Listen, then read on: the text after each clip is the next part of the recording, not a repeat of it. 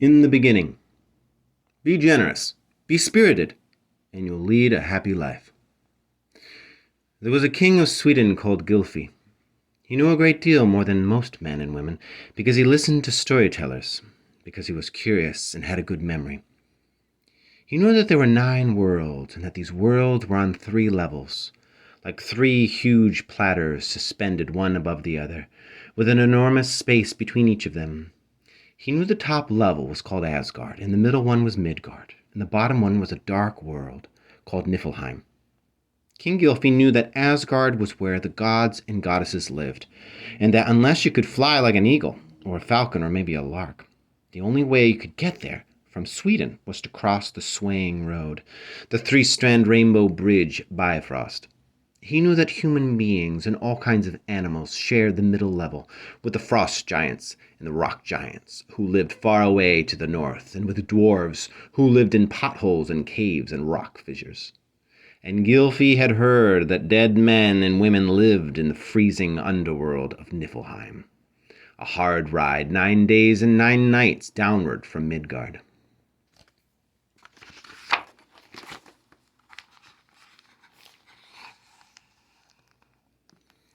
Pull, Geffion urged her sons. Ooh, I skipped something. Sorry about that. Not only this, King Gylfi had actually met one of the goddesses without realizing it. This is what happened. Sometimes in spring and summer, the king disguised himself so that no one would recognize him, and rode or walked around Sweden to see the country he loved so much, meet a few of his subjects, and add to his hoard of knowledge. These are my quests, he used to say to himself, my quests for songs and stories and secrets. One spring morning, the king overtook a beggar woman who looked as if she were on her last legs. True, she was wearing a mustard and blue bandana and had a friendly, toothless smile, but was all she could do to stay steady on her feet. I'm all right, she told the king, but as dry as a bulrush. I'm just on my way to the well over there. So King Gylfi helped her along, and when they had reached the well, not far from a longhouse, he drew up a clanking bucket of fresh water. The owner of the nearby longhouse had left a wooden mug on the coping of the well for the use of travelers. And the beggar woman courteously insisted that Gylfi should drink first. Wait, she said, and she stooped and picked several scented violets and dropped the petals into the mug. Not only that, with shaking hands, the beggar woman loosened the little sack tied around her waist and pulled out a small wedge of crumbly pale cheese and a couple of rather shriveled apples. Beggars can't be choosers, she said, with a tight little smile. They still taste good. Yes, said the king, and it's April, cuckoo month, the very best time to set off on journeys. Where are you going? The beggar woman asked him. Gylfi shook his head. I never know until I get there, he replied. The beggar woman sniffed. I'll tell you this, said Gylfi. You've drawn fresh water and scented it with violets and asked me to drink first. You've shared with me the few scraps you have. So now it's my turn to do you a good deed. Gylfi spread his arms as wide as the kingdom of Sweden, filled his lungs with cool air, and smiled. Is there anywhere in Midgard as beautiful as this? He asked. And I'm going to give you one. Give you as much of this land as a team of 4 oxen is able to plow in 1 day and 1 night. The beggar woman's eyes shone as silver as the blebs of melting icicles. The king couldn't tell what the beggar woman was thinking, and he had no idea what she too was in disguise. She was the goddess Geffion. For a while, the king and the beggar woman padded along together, but when they came to a place where 4 green roads met, they parted company. Gylfi went west, but the goddess walked north and hurried all the way across Midgard to Jotunheim, the realm of the giants. She waded across the shallow, rapid river known as the Elvagar, and tramped on until she reached the farm in the mountains. That's where her 4 sons lived, and they were the sons of a giant.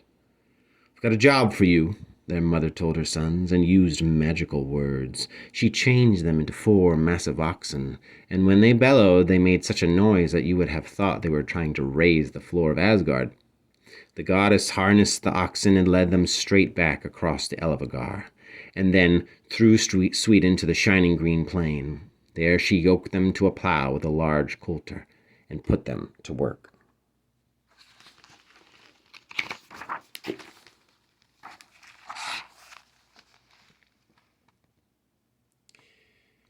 Pull, Gefjon urged her sons. Pull, pull. And the 4 oxen pulled and grunted and pulled. They slipped, they slid, and they reeked of sweat. And after one day and one night they had dragged the whole beautiful plain, the grass, the soft earth in which it was bedded, the plain's deep footing of clay and flint far away to the west, right into the shallow sea. The goddess Gefjon told her 4 sons to halt. She unyoked them, and the crust of land they had dragged there settled into the water and formed a luscious island, firm and springy underfoot. Gefjon called the island Zealand, and that is how it was created. From the streams of all around, and from below, and from above too, when the clouds wept to see how the oxen had torn away the green plain, fresh water seeped and dripped into the earth's wide wound. So the wound slowly became a lake, and the people nearby called it Malar, and that's why the shape of Zealand fits into the bays and bights of Lake Malar. When he saw what had happened, King Gylfi was shocked. Not only did his people of Sweden depend on all the oats and wheat grown on the fertile plain, but he realized that his own great generosity had been repaid with a trick in return for his kindness. In return for his kindness, the old beggar woman wearing a mustard and blue bandana had looted his land. Much as the king knew, because he listened to storytellers, was curious, and had a good memory, he realized that he needed to find out a great deal more about the gods, goddesses, and the realm of Asgard. Why, he said to himself, I didn't even know that they can be as cunning and deceitful as human beings. I know how life began, he thought. I've heard of how a region of fog and blue ice drifted south, and how a region of blazing fire, guarded by the black giant Surt, spread north until the 2 regions met into the enormous emptiness called Ginnunga Gap. The orange and gold flames began to melt the ice and licked it into the shape of a terrifying frost giant called Ymir. Those mountains over there, Gylfi thought, between Sweden and Norway, they're made from Ymir's bones. The sea was made from his blood, and the sky from his skull, and his brains are the clouds. In fact, the whole of the 9 worlds are made from Ymir's body. Yes, I've heard the first gods were Odin and his 2 brothers, Vili and Ve, and they were actually the sons of a giantess.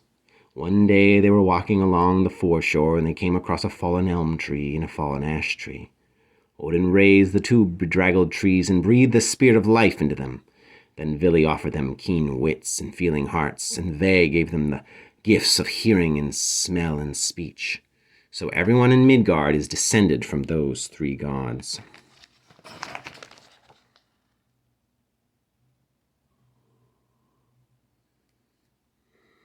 Bones. Skulls.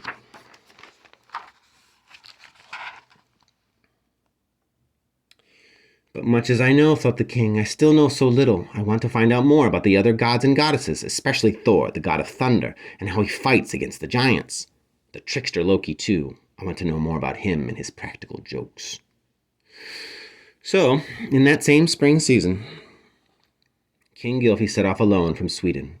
After walking for 7 days through sweet-smelling woodlands of pine and silver birch and sleeping in old barns, he reached the foot of the swaying rainbow bridge, Bifrost. Before the king stepped onto the bridge, he decided to disguise himself because he had no idea what awaited him. He crouched and murmured magic sounds and meanings so softly that not even the gossiping wind could hear him. He changed himself into a stumbling, fumbling tramp. I'll call myself Gangleri, he said. Gangleri, yes, footsore. Before Gangleri had reached the other side of the bridge, Heimdall, watchman of the gods, whose eyesight was so keen that he could spot a seal swimming in the ocean hundreds of miles away, blew a blast on his horn to warn the gods and goddesses that they had a visitor. I've walked up from Midgard. Gangleri told Heimdall, and it's farther than far. Will I be welcome here? That depends on why you've come, Heimdall replied. To find out. Find out? Yes, said Gangleri seriously. Everything. Heimdall smiled, and Gangleri saw that all his teeth were made of gold. Enter, said the god. Go under that gateway and follow the wide path beyond it. You'll come to a huge meeting place, a hall with a roof made of overlapping gold shields. It belongs to our ruler, Odin. At the entrance to the courtyard of this hall, a man was juggling with 7 glittering knives. Who are you? The juggler called out. Gangleri. I've tramped all the way from Midgard. Never been there, said the juggler, without taking his eyes off his knives for one moment. It's farther than far, Gangleri told him. Will I be welcome here? Whoever comes in peace is welcome, the juggler said. Not that living men or women often come this far. What is this place, anyhow? Gangleri asked. It looks 10 times as large as the palace of the king of Sweden. It's Valhalla, the juggler replied. I'll take you in. Still juggling, the man led Gangleri into a vast, rather smoky hall, and courteously stood aside so that the guest could lead the way. And even though he hadn't closed it, the king heard the door slam shut by itself. Gangleri passed men sitting at long tables, playing chess and checkers and other board games, drinking mugs of ale, and elbow wrestling. And beyond them were pairs of men wrestling and practicing swordplay. The king rubbed the smoke out of his eyes, but as he turned to ask the juggler who they all were, he saw at the far end of the hall a most extraordinary sight. Not 1, but 3 high seats, each placed above the other, and each with a bearded figure sitting on it. Who are they? Gangleri asked the juggler. 3 wise kings, the juggler said. They are not as great as the gods, but they're greater than humans. Gangleri looked puzzled. Where do they come from?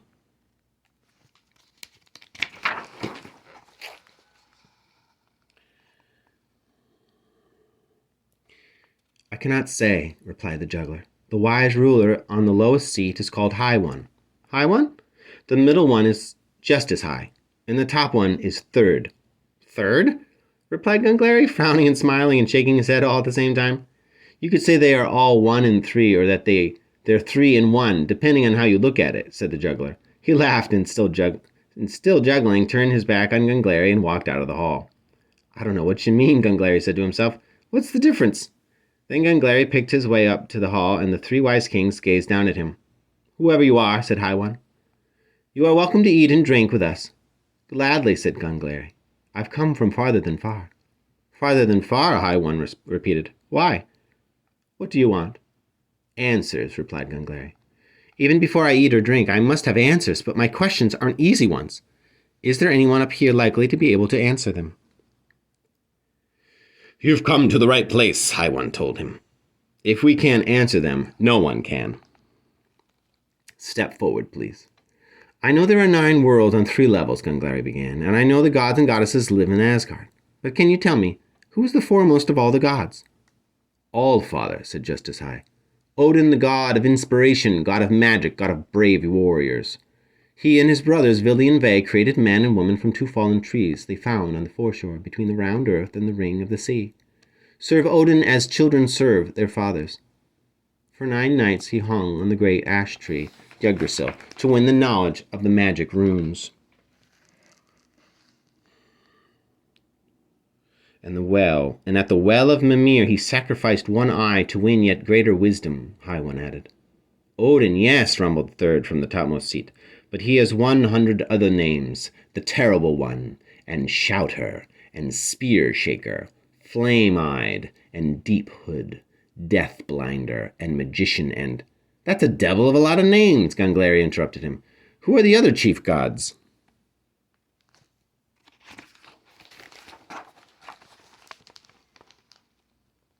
Very long ago, just as High replied, there was wars in Asgard between the warrior gods and the gods who safeguard green growth and harvest here and all over Midgard. We call them the green and gold gods. In the end, all the gods made a truce, and so our chief gods come from both sides. Thor, the son of Odin, he's a warrior god, High One began. I've heard of him, Gangleri said. Everyone has. The thunder god. People say that without him and his hammer Mjolnir, the giants would attack and conquer Asgard. He's certainly one of the chief gods, High One continued, and so is Freyr, the leader of the great green and gold gods, and his beautiful sister Freya. Who was Odin's wife, then? Gangleri asked. Frigg, said High One. She is foremost of all the goddesses, and the mother of the best and most gentle of the gods, Balder. Yes, Justice High agreed. And Bragi is the god of poetry and eloquence, and Air is the goddess of healing, and there are gods of bravery and justice, and goddesses of love and marriage, and how many gods and goddesses are there then? Asked Gungleri.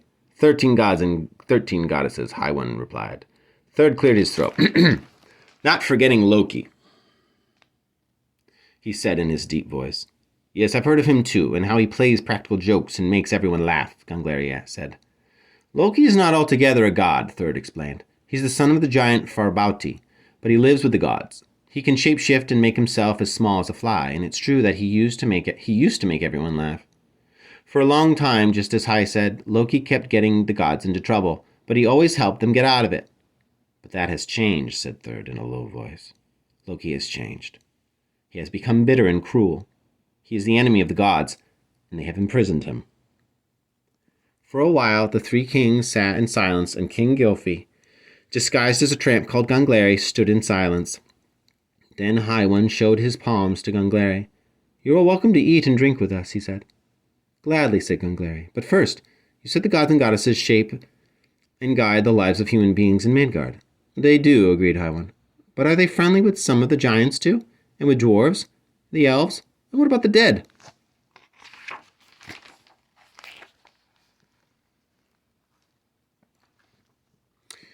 Just as High sighed. Have you ever heard of anyone with so many questions, he said. Some giants we call rock giants, High One explained.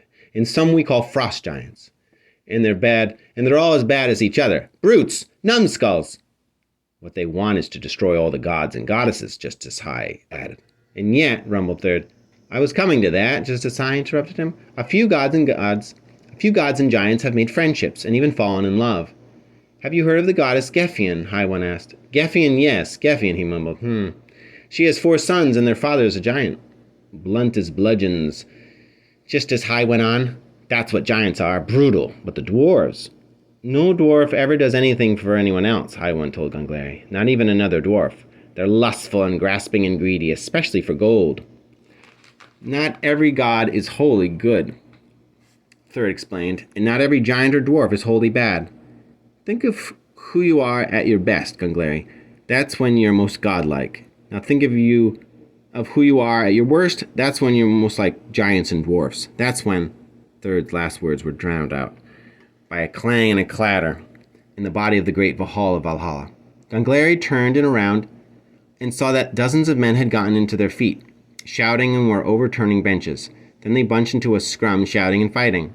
Third stood up in his high seat.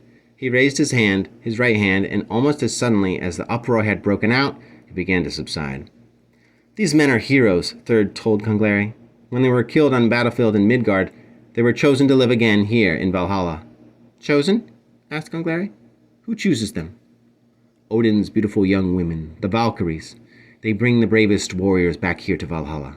And before long, High One said, Odin will need them. Here and now, just as High said, they're angry and upset because they're so hungry and thirsty.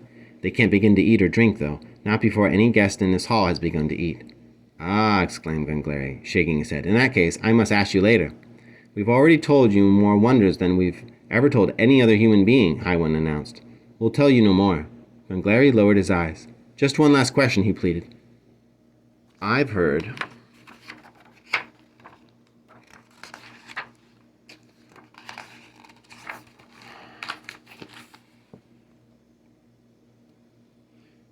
there's a world tree, the great ash tree Yggdrasil.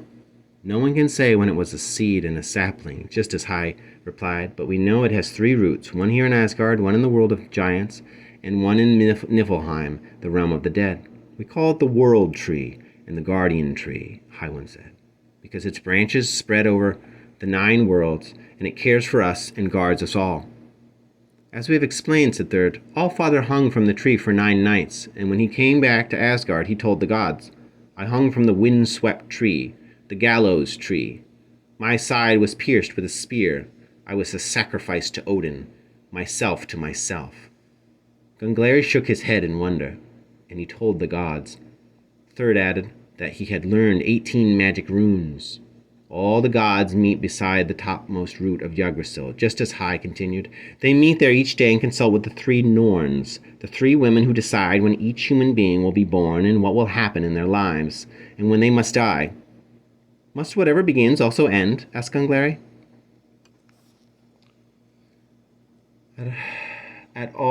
All at the same time, the three wise kings stood up and stared down at Gangleri. Now you know more than anyone else in Midgard, they pronounced, and Gangleri realized that all three of them were speaking in unison, as if they were one voice, one in three and three in one. More than anyone else in Midgard, the three kings repeated, and you must share it. Not only this. All around you in Sweden and throughout the northern world there are stories about the gods and goddesses. Give your life to seeking. Invite people to your court and tell them, and ask your scribes to write them down so that men and women and children will never forget them. You must share them all. But then Gangleri heard a grinding and a roaring as if the walls of Valhalla were collapsing. He put his hands over his head, hunched his shoulders, and screwed up his eyes. And when he opened them again, King Gylfi was standing back in Sweden, in the open air, alone, and surrounded by a sea of waving grasses, bobbing wildflowers, buttery gold and kingfisher blue and scarlet. There was no hall, no juggler, no mysterious wise kings. Nothing but a story and a beginning.